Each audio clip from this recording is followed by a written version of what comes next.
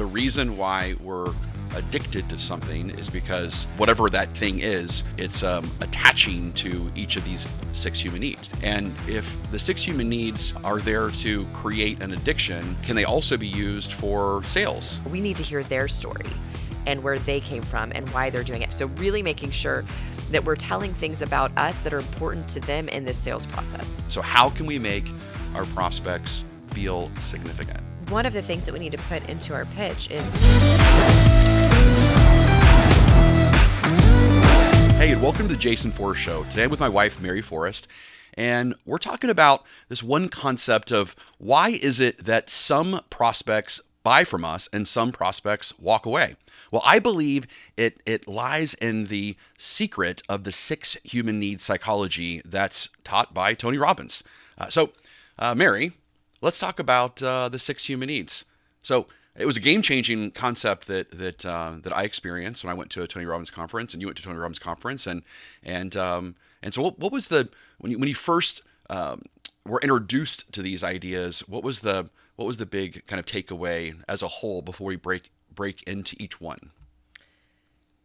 That's a great question. For me, I think it's how I just started analyzing every part of my life around them. So we'll talk about, sales today, and that's your expertise is taking those concepts and applying it to sales. But I just watched it like overcome my life and watch every little aspect of my life. So it's one of those things that as soon as I heard it, it stuck in my brain and lived there for many, many, many months and years now.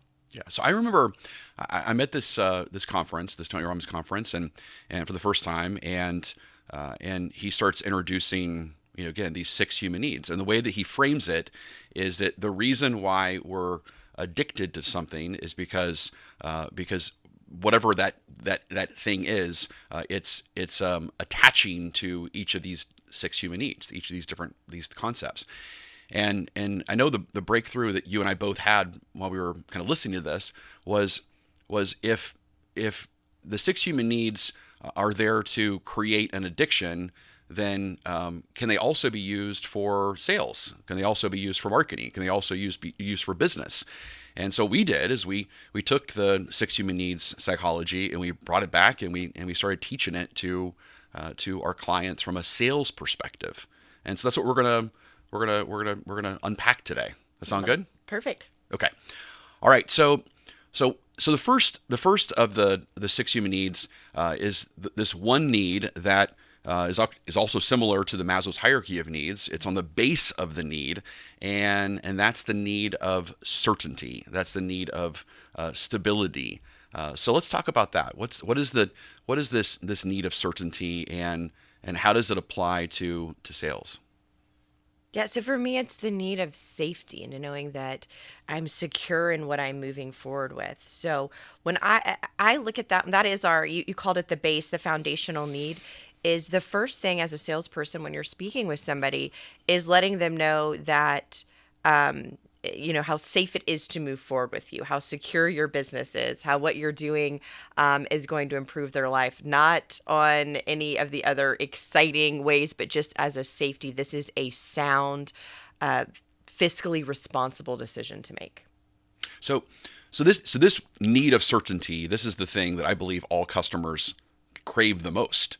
And so what we need to figure out is what are some ways that we can become the need of certainty for our clients.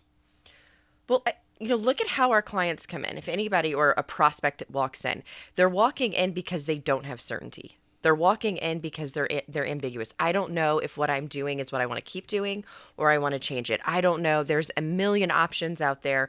Which direction do I want to go in? And I don't know. So now the art and the science of the sales professional is to be able to look at that person and let them know, like, I've got you, and here's a plan of what we're going to do. So the way that we can do that is a couple. One is always setting an agenda. Here's what today is going to look like. Here are the decisions that you're going to need today in order to move forward. So having that plan in place, which is why I don't believe in winging it when it comes to sales. I don't believe in winging it at any portion of it because that only adds to uncertainty. So one is our agenda setting. The second is the way that we speak, our tonality, the language patterns that we use.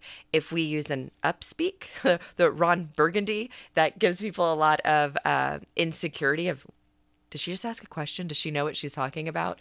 And so making sure that every time we speak, it's with periods at the end of our sentences, that we believe in what we're selling, that we are, and so we're discussing it and speaking in it in that way.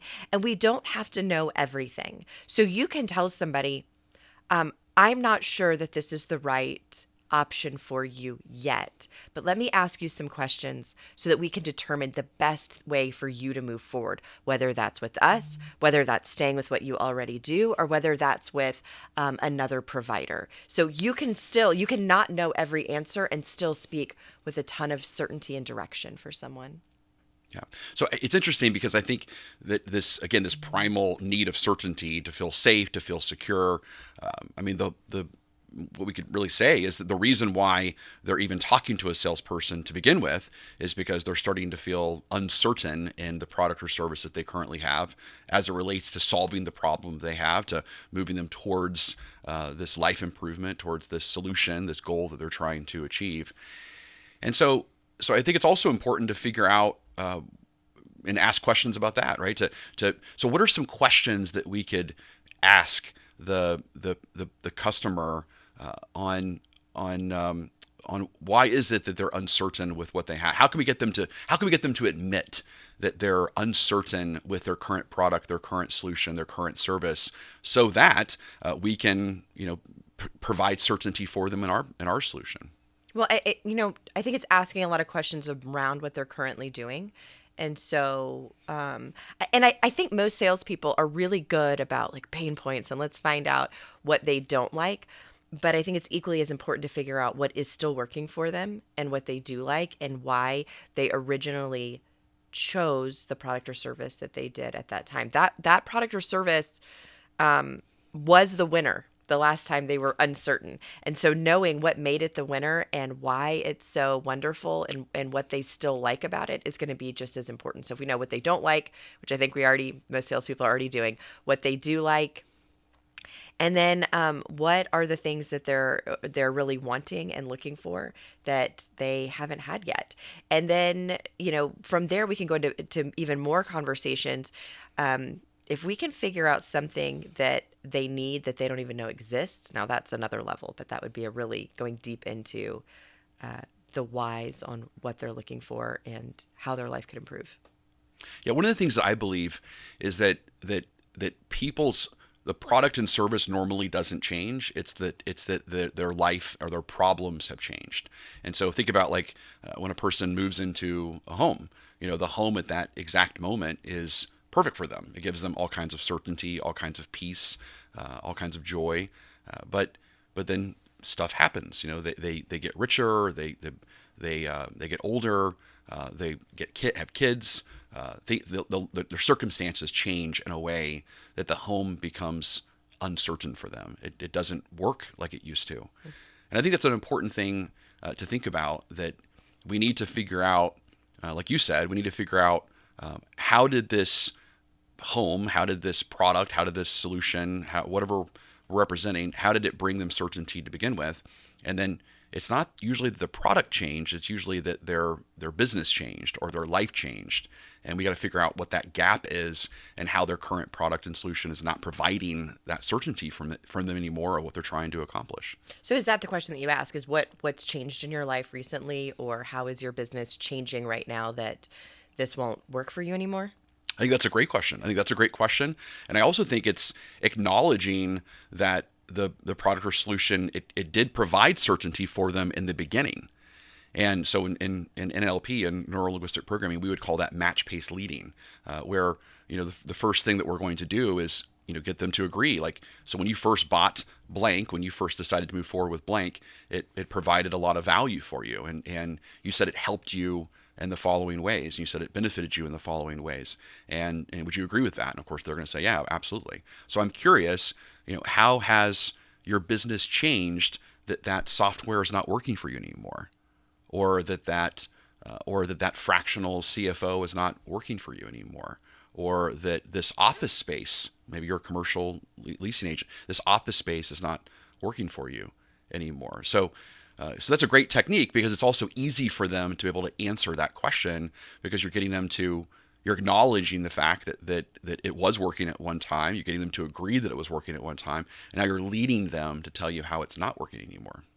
Perfect. And what a more beautiful, natural conversation than the awkward going in.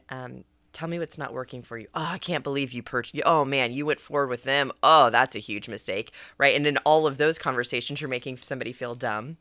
You're really you're negging them, and nobody wants that. Nobody likes that. So we've talked about questions that we can ask to uncover why someone is uncertain with their product or service. We also talked about the salesperson themselves. You kind of mentioned that a little bit, but I want to kind of unpack that even more. What I mean by that is I think that prospects, they anchor the salesperson to certainty. So I believe how the salesperson like holds themselves, the gravitas, the eye contact that they make, the importance of tuning the world out and being present with the customer in front of you. I think those are all things that create certainty. I know. One of the things that you say a lot is the person needs to be more grounded. And we see that a lot with politicians, even that some of the mistakes that they're being interviewed or they're in a debate and they don't seem very grounded. And so you ask a person, why don't you want to vote for so and so? And they'll say, I don't know. I don't feel like I can trust them. Well, I feel it's because of how they're presenting themselves. It's almost like they're not comfortable in their own skin. They don't feel certainty in their own stance or their own like who they are. Would you agree with that? Yeah, or they don't. I think also in that grounding is they aren't sure on how someone should move forward. They're not sure on the answer. And so you can tell that in their tone of voice. You can tell it in their mannerisms. They don't know they don't know. And sometimes they'll flat out say it. And sometimes they speak in circles, a political speech, to let they speak in circles instead of going straight in and telling somebody what to do. And sometimes that's because they don't believe in their product. They don't believe in the pricing model.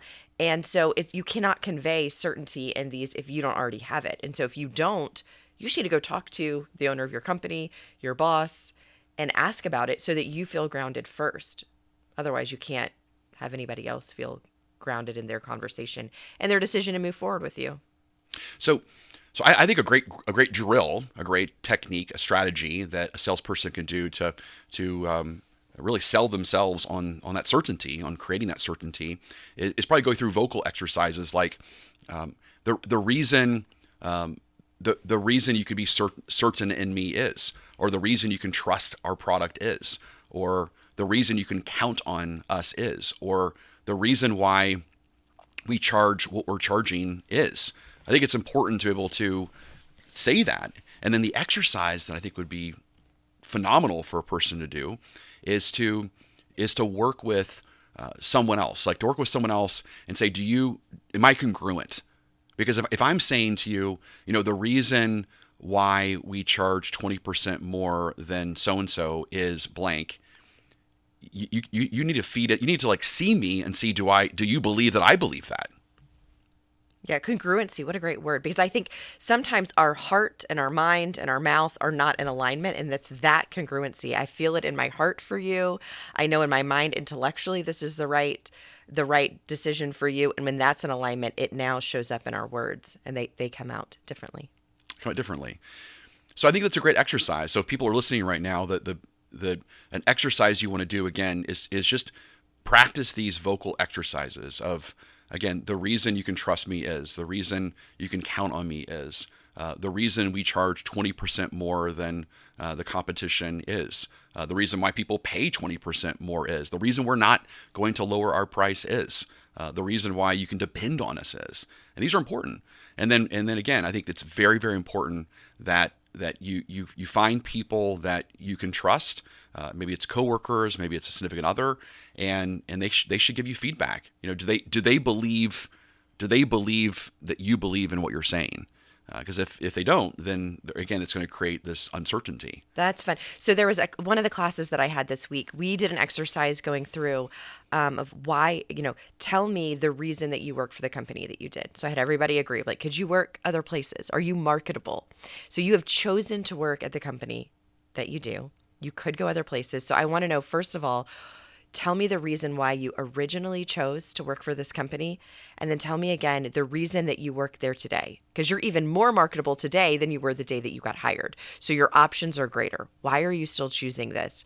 Because to help them embody and ground into what they're doing, why they're there, so that they then, anything else they're saying, that energy is behind the message. That's great. So the last technique that I think is important to convey certainty is through, I believe, the most powerful word that a salesperson can use, and that's the word next. The word next. Next is just a very powerful word.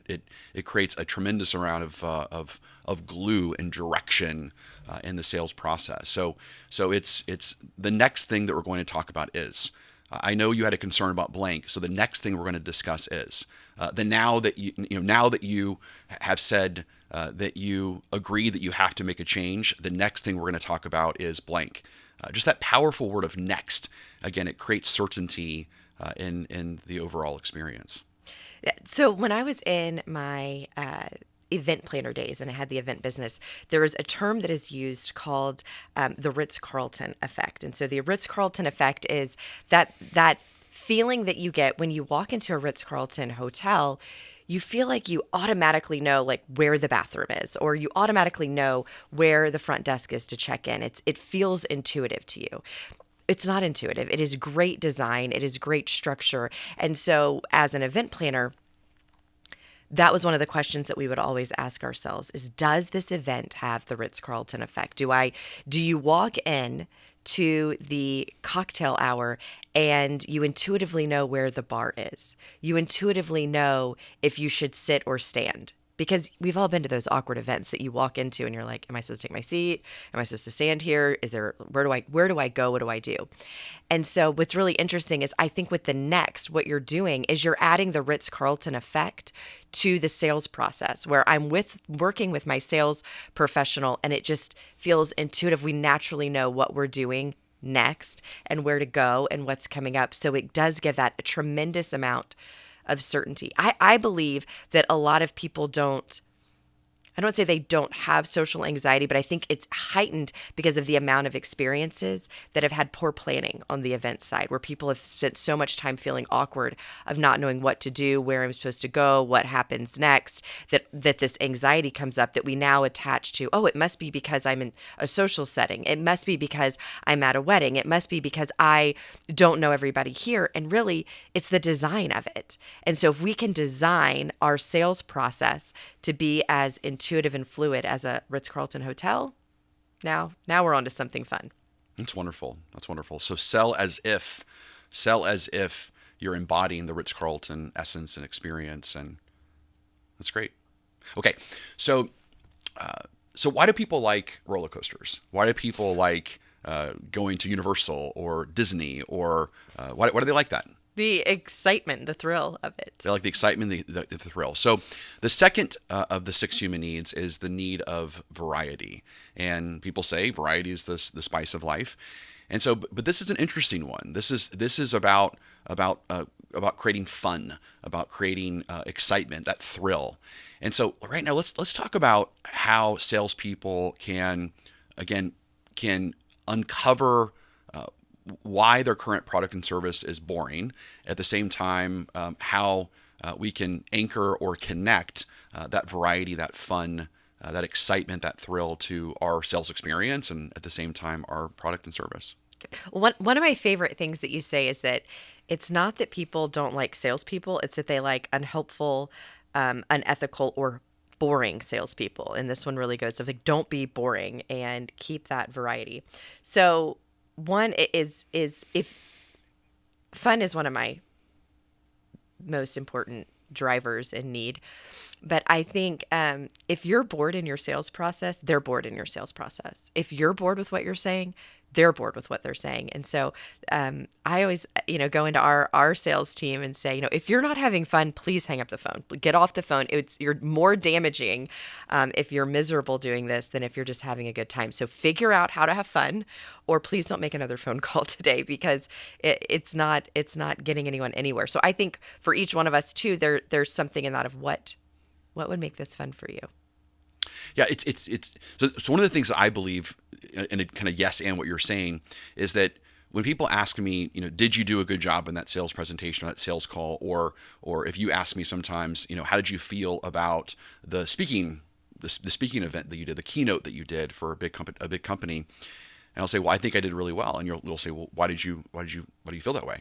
And I said, because I enjoyed what I was saying. Yes, that is something that you say quite often. I loved the call that I just loved listening to myself. Yeah, I thought it was. I had a really good time. I thought I learned a lot from what I was saying, and but it's an interesting concept. It's not a thing of arrogance. It's just I enjoyed what I was talking about, and I think, and I know you're correct that I know that when I am doing sales calls, or again, doing public speaking events, is that the times that I get the greatest reviews are the times that I had fun, that I enjoyed what I was saying. If it felt forced, if it felt that I didn't want to be there, or if it felt like I was trying to get my point across and I wasn't just enjoying the ride of it, then my reviews aren't as good. Yeah, it's too forced. Then they feel forced, and no one's having fun. That's right. So, okay, so let's figure that out. So how can what are some tips? What are some things that a salesperson can do to get ready for a sales call, to make sure that they're loose, to make sure that they're fun, to make sure that they're doing something that's unexpected and different than what the prospect is probably expecting? Yeah, well, I think one is just ask yourself, what would make this enjoyable for me? What would make me laugh right now? And that's what, I have so many incredibly silly follow-up emails. That's where I really unleash on this. When we were pitching a distillery and a whiskey company, and I was taking pictures chugging from the bottle, and if you send that over to a company, they get back with you in 3 minutes or less. It's really, really fast. And so just the fun of that. So one, just I always ask myself, what would make me laugh? What would be really fun for me right now, and that I think would be silly and fun. On the other side of that, it's also looking at your product and realizing, how does this give my client variety? How is using my product going to make their life more fun, more interesting, and making sure that you're putting that messaging into your pitch. Perfect. Yeah, I know one of the techniques that I love doing when it comes to following through with our potential customers is the selfie to CEO technique. Yes. And so the selfie to CEO technique is, I literally just get my phone out and I do a selfie message, and I just send it right directly to the CEO. And the open rate's incredible. It's got to be 99, 100%. I mean, I've never not had someone respond to that message. And I think it's because it's different. They're not expecting that. They receive, my big, huge face. My big face is like on their phone. And of course, they want to see it. They want to be able to click it and see what in the world is Jason saying. Or your Memoji ones, or Santa Claus, or you've had a lot of really fun videos that you send to people. I did. Yeah. There's one of the things that we did last year was we actually paid a Santa. We paid a Santa to say a certain message around, the greatest gift that you can give your company is the gift of personal improvement, the gift of sales training. And so we'd like to talk to you. And so we sent a ton of Santa videos out to prospects. And again, same thing, right? Huge response because they're not expecting it. It's different. It's unique. There's a lot of variety and fun in that. And how much fun did you have making those? I had a lot of fun. I mean, you sent them to everyone. I know my parents were getting Santa messages. Like everybody was getting those because it made us giggle. We were laughing at the whole at all of your Santa videos. So there's definitely ways that people can get creative when it comes to adding variety into their follow up and their follow through but how can they also do that in the actual sales process itself? How can we make the sales process fun? Like the Zoom, how can you have fun in the Zoom session, or at least make it different?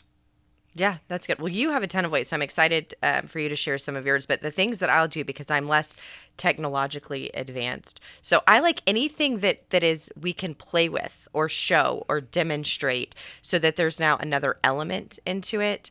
I also like is as personal as you can make it. So if you are doing your discovery really well and you are listening to what they say and you hear their phrases, and especially if you have a team in front of you, whether it's an executive team or a family, they're going to make little jabs and pokes at each other. They're going to let you in on some inside jokes or some inside problems that are happening, and now we're going to carry that through the entire message. So we're now including ourselves as part of the problem with them and understanding it, and now part of the solution as well. So anytime we can take something material, so if there's something you can demonstrate, show, if they're with you physically, that they can touch, they can play with, they can, manipulate any manipulatives that you can have that are demonstrating what you're doing, definitely makes it more enjoyable. And then also make sure that you're customizing as you go. I mean, I'm a big believer in scripts, but there needs to be some moments within your script where you're now customizing to the person that's in front of you. That's great.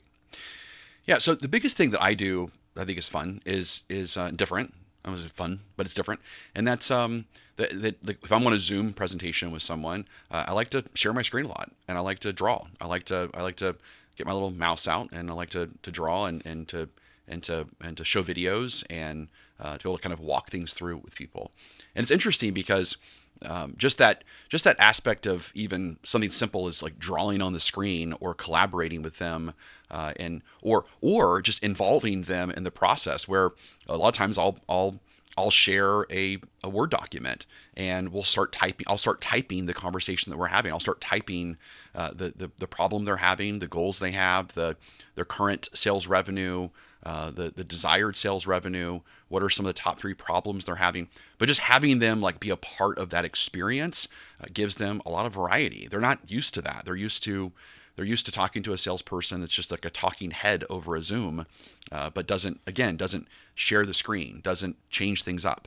I know when I went to speaker school with my speaker trainer, Steve Siebold, he taught me this phenomenal concept, and he learned it from the legendary Bill Gove. Bill Gove was the first president of Toastmasters and the National Speakers Association, and just a legendary, amazing keynote speaker. And he would say that the death of a speaker is sameness. The death of a speaker is sameness. Well, I think that's exactly the same thing with a salesperson. Is the death of a salesperson is sameness. And so if they're expecting you to do something that is exactly how they experienced the last salesperson, then they're projecting kind of that almost that boredom with you. Like to me, one of the number one compliments that I can get from a sales presentation is that this was fun. Like the time went by really fast. Like I didn't realize how fast the time went by. And what they're saying to me is that we had fun in the sales presentation. I love that. And you are right. Like that's why we always laugh about, in retail world, everyone always says like the cliche of, how can I help you? And everyone has their automatic response of, I'm just looking, because they're so used to that question. And so in retail world, if you say, hey, are you looking for work clothes or going out clothes?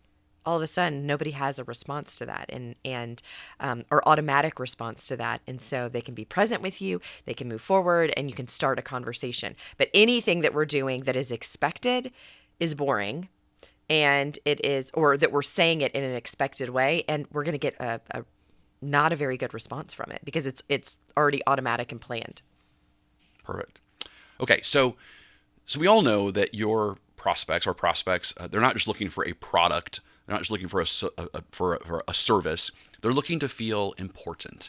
They're looking to feel big. One of the beliefs that you and I both hold is that if you make a customer feel big, they'll buy big. If you make a customer feel small, they'll buy small. I remember when I was a kid, I was probably too young to watch this movie, but I think I probably, I don't know, snuck in and kind of watched the VHS tape of this movie that I probably shouldn't have watched, and it was Pretty Woman. And there was this scene in Pretty Woman where she's a hooker and she's dressed like a hooker and she's going into this really nice store on Rodeo Drive, and they immediately kind of shunned her.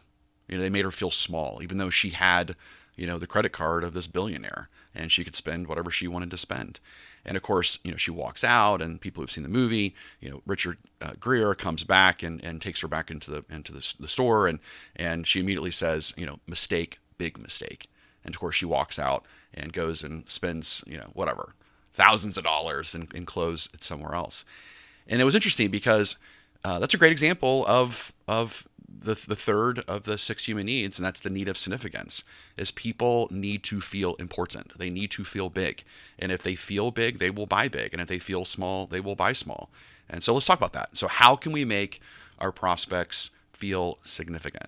I'm still on your hooker example here. I thought we were going to, even if they're dressed like a hooker, treat them right, which is probably a little sub lesson there. So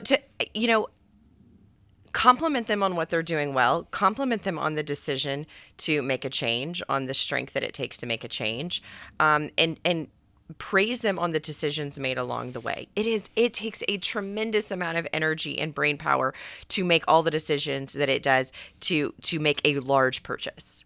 Whether it's for your business, whether it's for your family, it is tremendous. So making sure that they're recognizing how much work they've already done. Because sometimes if we think, I haven't done the work until I've decided what to purchase, we feel like a failure the whole time as a prospect.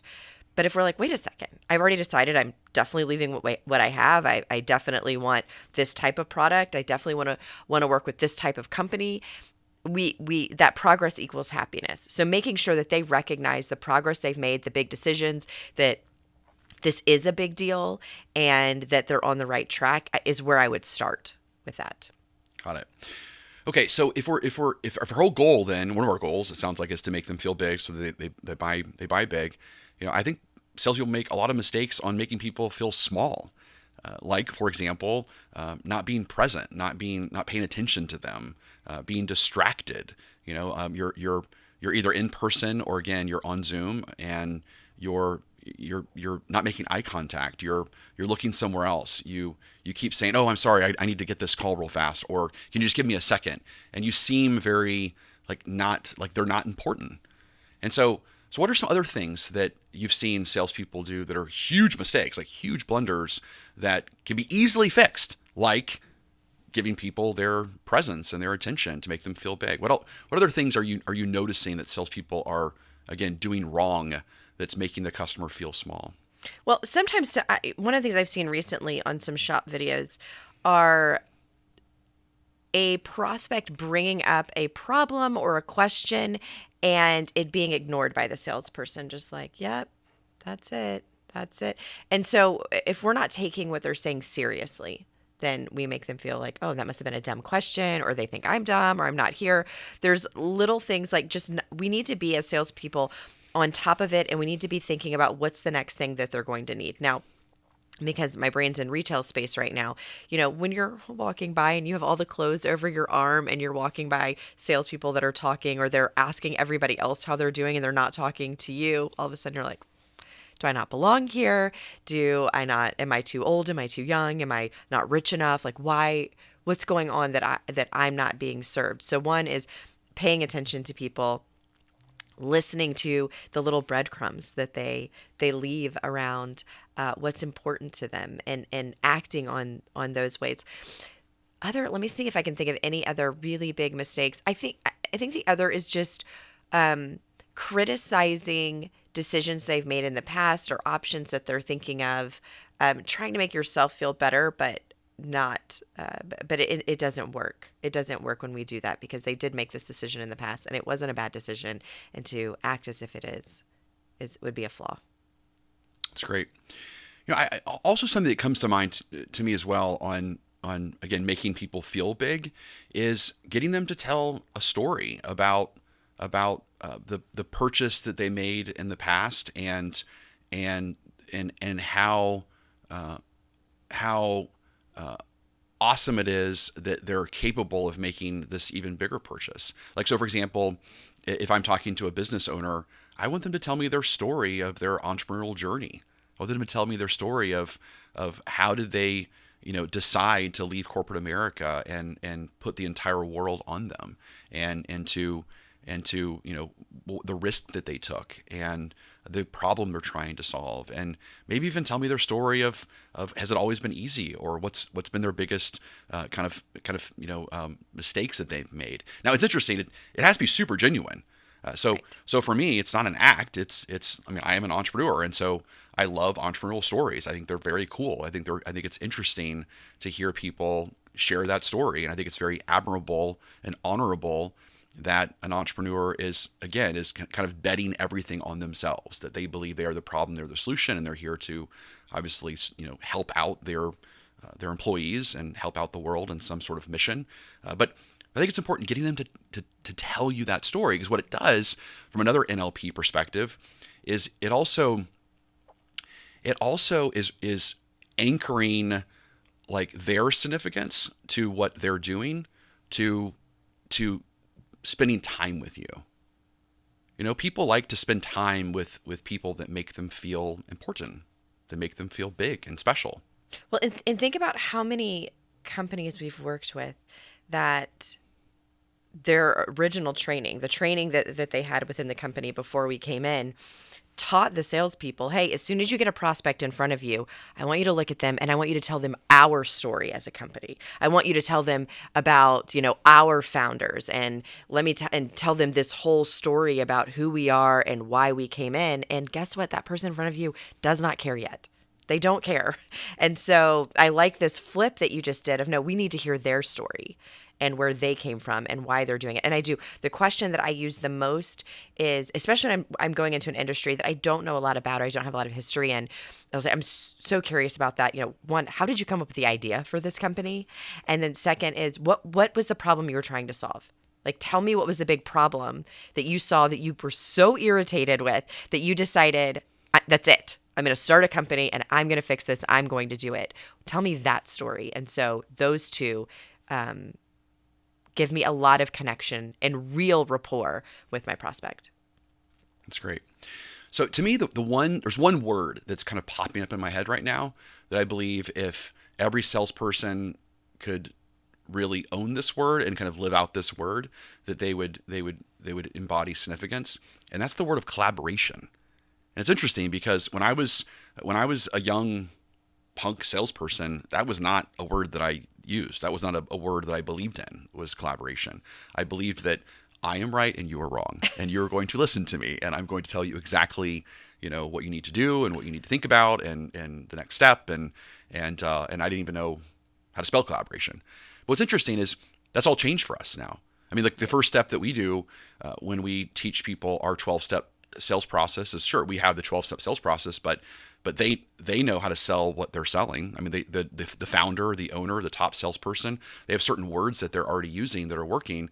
It's just the problem is that the rest of the salespeople aren't using those same words, and so we collaborate with them to get to memorialize their story, to memorialize their words, their value proposition, and we just give them a framework that makes it all work. But it's that collaboration I think is so important, and I think so many salespeople, again, they're immature like I was many years ago, and they don't. It's not an equal experience of we're going to work through this together. I of course know something that you don't know. You know something that I don't know, but together we're gonna get to this solution faster. Well, that to me, it comes back to that grounded that we talked about earlier. You have to be grounded to be humble enough to have those exchanges and that collaboration. And I think it's with a lot of people that are younger in their careers. I definitely was the same way. And that's because it's like, I'm the expert here. And, if you have to tell people you're the expert, or you have to tell them you're the boss, probably not really really that it's not in you yet. You're not grounded in it yet. But once you have that confidence and that groundedness, well, then you can go collaborate. So that's an important part of it. But that the step is being grounded first to be able to have that humbleness, to have the collaboration conversation. Otherwise, you're so concerned about do they see how much I know yet? Do they see how important I am? Do they see that I'm the expert? Let me tell them again. Let me tell them my whole story so they know how smart I am. And we overinflate who we are and what we do. And then as you get more grounded, you start to see people undersell what they do or their background or who they are. Perfect. Okay, so that leads us to the fourth of the 6 human needs, and this is an interesting need. This need is really it's not just about following a process. It's not just about memorizing a script. It's not just about just kind of having some lines that we use that we need to share with every single customer. Those are important, but if we don't have this one need figured out, the process doesn't matter.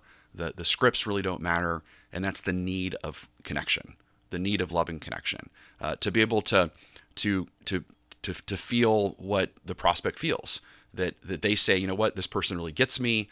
I feel what they feel. It's empathy. There's so many things in this, but let's unpack how we can use the need of love and connection to get people to be excited about moving forward with us. Well, there's an internal thing that people are doing all of the time. And it might be conscious, it might not be for them, but they're always asking themselves, do I belong? Do I belong? They walk into a new space and they think, do I belong here? They are looking at a store, do I belong? They are looking at a product, do I belong? Am I one of them? Am I an Apple person? Am I a Tesla person? What am I? Do I belong here? That is the running question that's in everybody's brain. And so when we can be conscious of that and then use that information to help them see that they do belong, they are part of this, that's when it starts to change everything, because that's the hidden question that everyone is asking themselves when they go to purchase. Okay, so if the question is, do I belong, then as a salesperson, we need to find a way to make them feel like they belong. I remember many years ago, I was asked to write the sales process for the Villages. The Villages, America's friendliest hometown. I'm talking about. It's the largest. Thank you. You like that? That Yeah, was good. So if anyone's wanting to hire me for the next American Idol or whatever, I'm here for you. But but the Villages is the largest 55 up neighborhood in the world, I believe. Mm-hmm. And one of the things that we wrote in the sales process was called the Villages Close. And the idea behind it is that if you're taking a future villager, a future prospect through the town square, then what you would do is you would immediately introduce them to a current villager, and you would get them to share their story. You'd build those connections. To say, where did you come from? And oh, you're moving from Michigan. Are you moved from Michigan? And this person also moved from the Northeast and or the Midwest. And let's talk about why did you choose to move to the Villages, and what advice would you give them? And so what we were trying to do with that process is we're trying to create connection. That's great. Well, and if you have, I love this. And so if you have a product or service where you can't introduce them to people, brilliant. If you are not in a space where you can do that, it's developing the stories of your other buyers that are going to connect. And so you're now giving them stories of people that are like them. So if you didn't have that opportunity, or you're selling the Villages over the phone and they're not there yet, let me tell you about our villagers, Bob and Sue, and let me tell you all about them, and they moved in and what they loved and why they made the decision. So we can use that technique whether or not we have villagers walking around beside us or not. That's great. So it sounds like a great on-ramps. I think people like to have these on-ramps from scripting perspectives. Let me tell you about a business owner that had the same problem that you had, and let me share with you what they discovered. Let me share with you what they realized. Let me share with you what they learned, and then so we're doing these. We're creating these kind of on-ramps, these stories, so that people feel like they belong, like you said in the very beginning. Yeah, my on-ramp is usually, oh, that reminds me of a customer that I talked to, or a client that started with us a couple of years ago. Let me tell you, they were in the same situation as you. They were dealing with blank, blank, and blank. Here's what they felt about it. Here's the adjustments they want to make. They decided to move forward with us because of blank and blank, and here have been their results. And that way I can, but that's usually my on-ramp, is that reminds me of. Got it. Okay, so we talk about ways to create connection with our product and service, but there's also important to create connection with the actual salesperson themselves.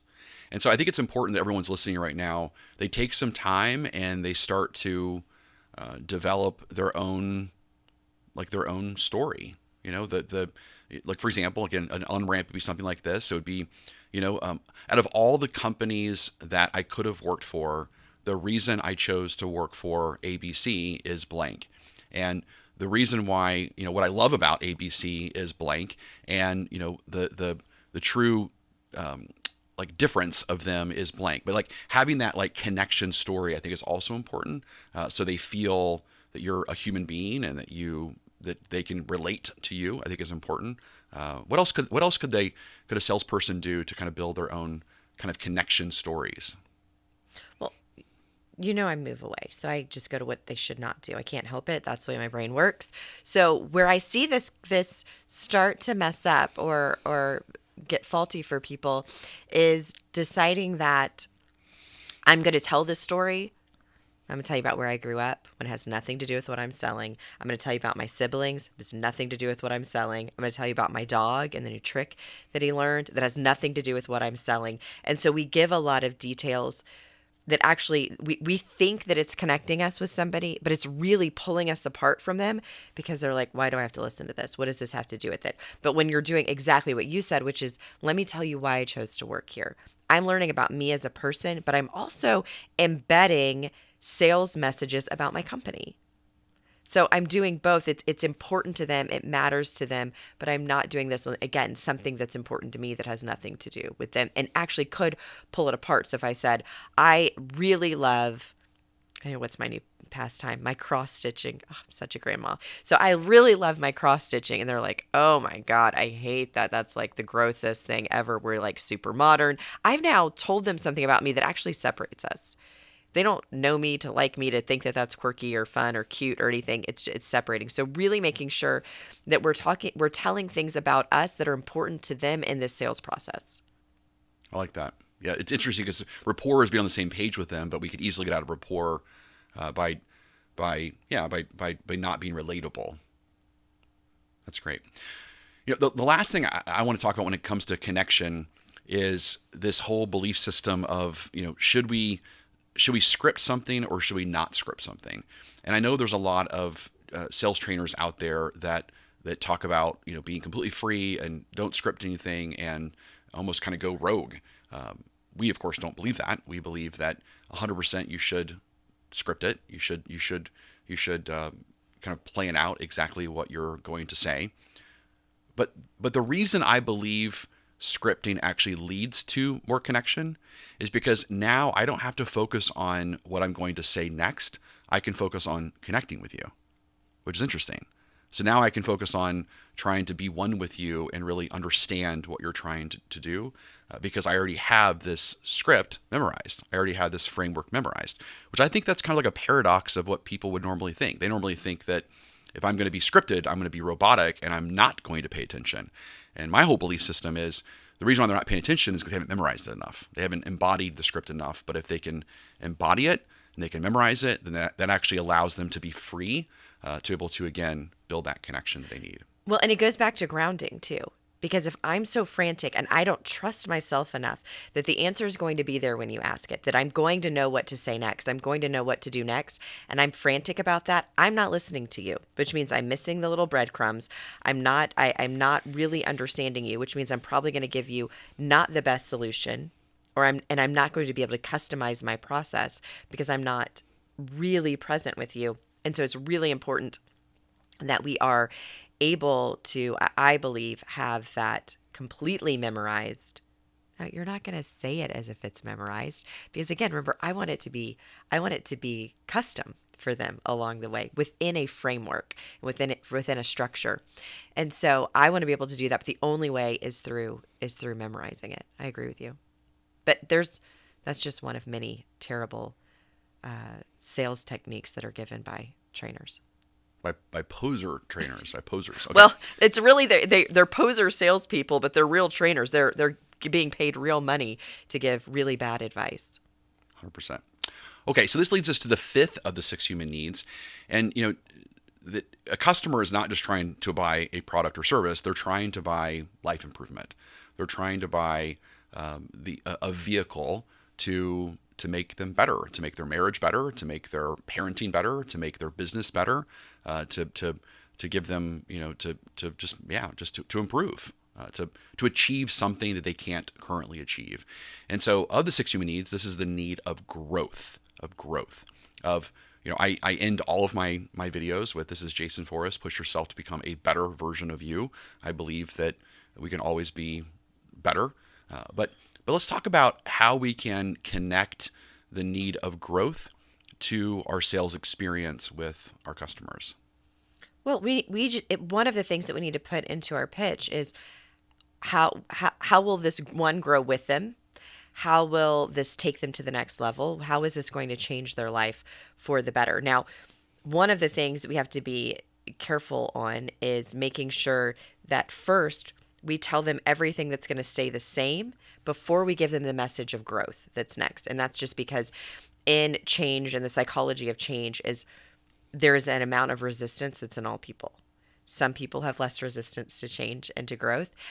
Some people have a great desire for it. But even the ones that have a desire also have some nervousness around it. So we definitely want to tell them the changes that are going to happen and the growth that they're going to have. But telling them all the things that are going to stay the same first is going to be the key to that messaging. That's a great NLP strategy. And you see great marketers like Apple, for example, they that's exactly how they advertise every one of their phones. The whatever, I don't even know what phone we're on now, 16, 17, 20, whatever it is. But every year, the commercial is exactly the same. And it's everything that you love about the iPhone, but even better. With this little bit of change, but this extra camera, but it's faster, this little bit of change. Correct.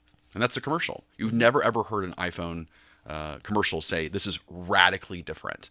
Because people don't want that. They don't want to learn a new phone. They don't want to learn new apps. I mean, that's why it's hard for people to switch over from the iPhone to a Samsung or whatever, vice versa, because they don't want to start back over. People don't like that. And so it's a brilliant advice that you gave, which is also why of the six human needs, growth is the fifth of the six human needs, where certainty is the first of the six human needs. So what you're saying is we need to first, of course, make sure that we have that really strong stable foundation of certainty of everything that you currently love about your product, your solution. Here's how we're going to match that.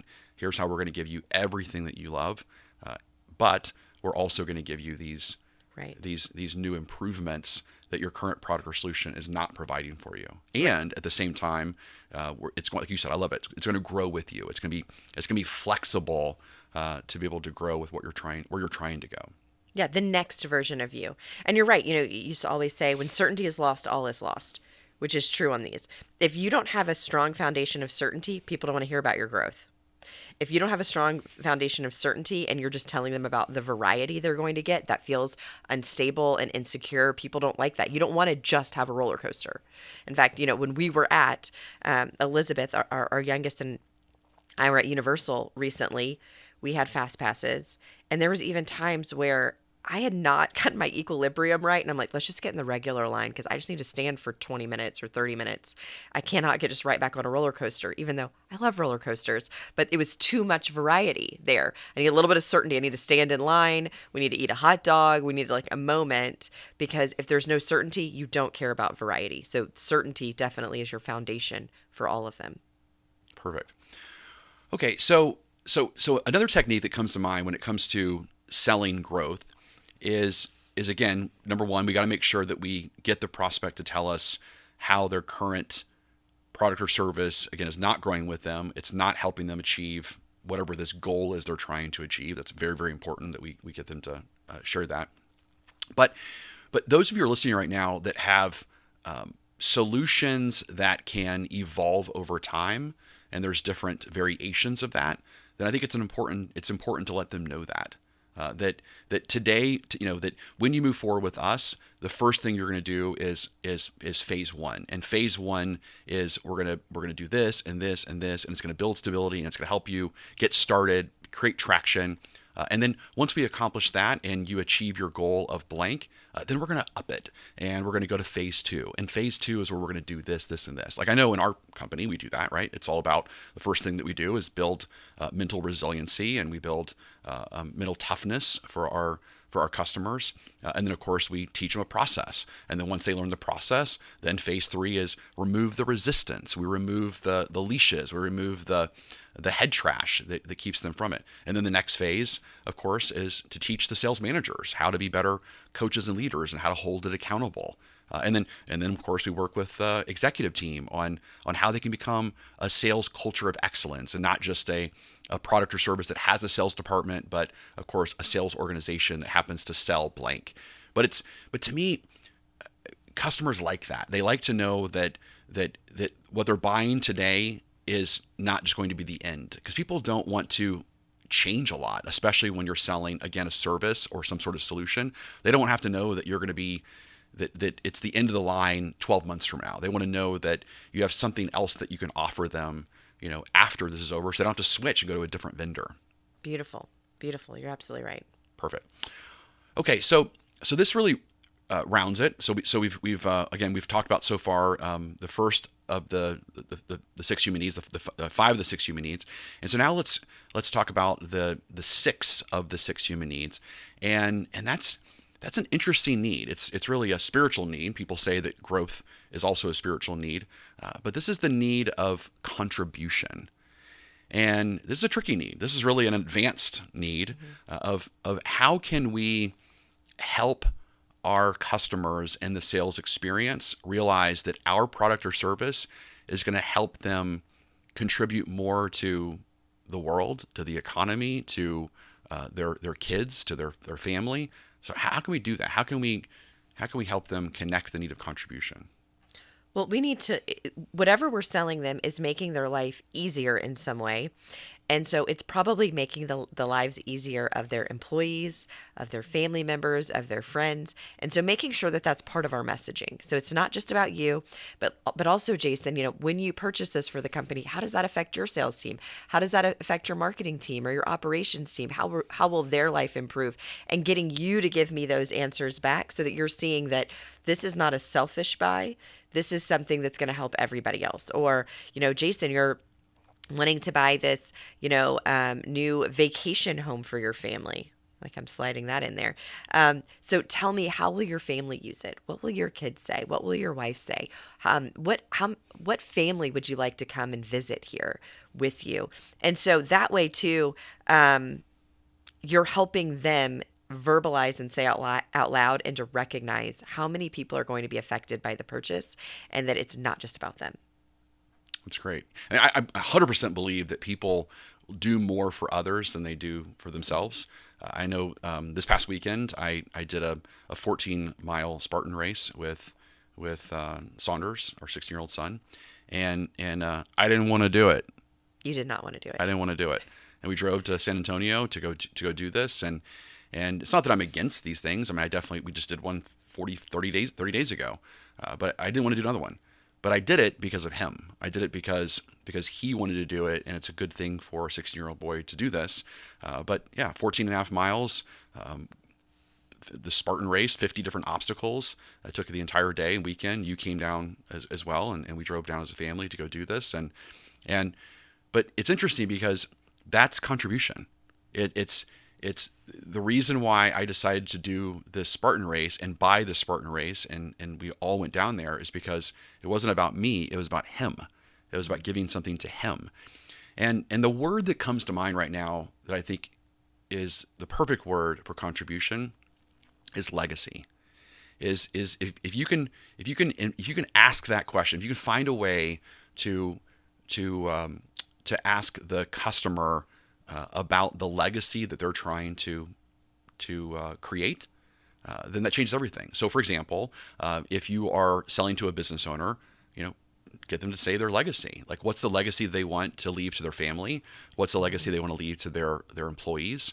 What do they want their employees to say about them? What do they want their employees to experience? Obviously, if you're selling like a home, then same thing. It's what do you want your kids to say about you, your grandkids? What kind of experience do they want them to have around around granddad. It's that legacy. And then by getting them to share that with you, then of course you're now connecting or anchoring your solution to the legacy that they're going to provide, and that changes everything. Yeah, really good. And that word is so powerful. I know once we started using that, once you shared that with me and I started using that, to watch somebody, especially if they know that they're they've had a long career, they're now moving to maybe their final home, or they've built their business for a while. It's even more powerful. As soon as you say that, they open up, they start sharing, and there's reverence now about the decisions that are being made. And they understand that you understand the reverence around what they're doing. That's it.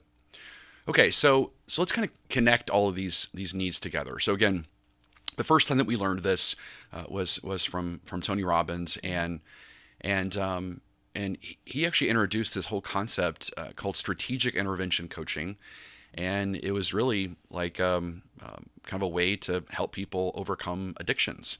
And the idea behind it was that when three or more of the needs are connected to a certain item, vehicle, etc., then you become addicted to it.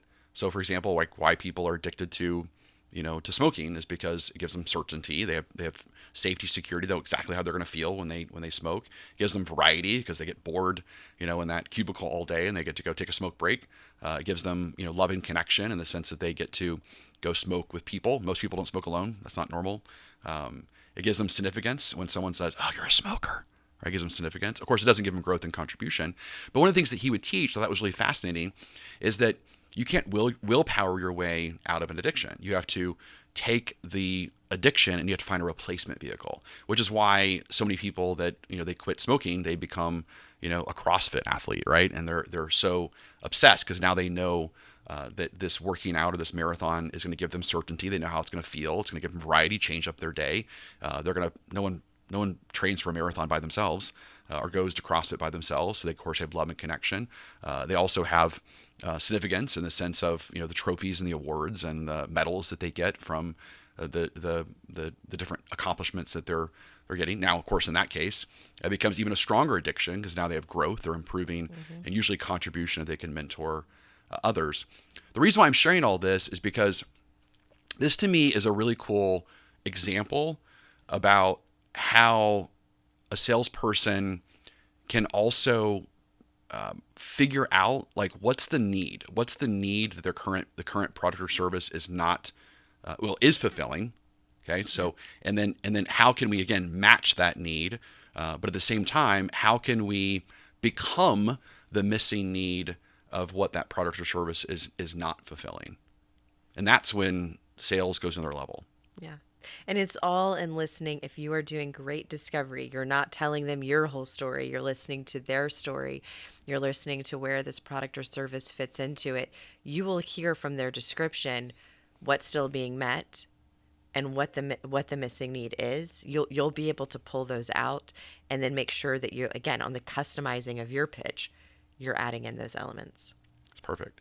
So the assignment that I want everyone to take, because we're teachers, we're trainers, is that again, write these needs down. So certainty, variety, significance, love and connection, growth and contribution. So write these needs down, and just this week practice asking questions and figuring out how does their current product or service match each of these needs? How is it giving them certainty, variety, significance, etc.? All these different needs, and then what you'll find by asking these questions, you'll find the gaps. You'll find how one of these needs is missing. And then all we need to do is, again, we need to become the missing need that their current product or service is not achieving. At the same time, we need to show them how our product and service will give them the same certainty if they like that certainty, or the same variety if that's good. So we got to make sure that we're doing both at the same time. Well, and usually it's going to match what our own ranking system is. So if my highest need is variety, then I bet my sales pitch is really going into showing how my product gives variety, because that's what's important to me. The problem is that when the prospect in front of me is certainty person, and that's more important to them, and that's missing from mine because maybe certainty is not as big of a deal for me, or connection's not a big deal for me, so it's not really part of my pitch because it wouldn't be part of my process and in purchasing, but it is for the person in front of me. So it's about making sure we have a well-rounded pitch that has every element there, so that way whatever's important to the person in front of us, we're making sure that we're talking about that. That's great. Okay, so let's finish up here. So really fast, go back and forth. So tell me something that a salesperson can say, do, or think about in order to use the 6 human needs psychology to become a better sales professional. Understand where your strengths are in your pitch, and then strengthen the ones that you don't have there currently. Thank you. Jason, tell me something that a salesperson can say, think, or do differently when it comes to the 6 human needs. I would say to take the time, like right now when the video's over and the session's over, is go through each of the 6 human needs, and I would just like ask themselves, how am I providing certainty? How am I providing variety? So go through and just kind of take some notes themselves to make sure that they feel very strong on each one, and if they don't, that's where they need to focus on. Thank you. So tell me something that a salesperson needs to say, do, or think about in order to be better at using the 6 human needs.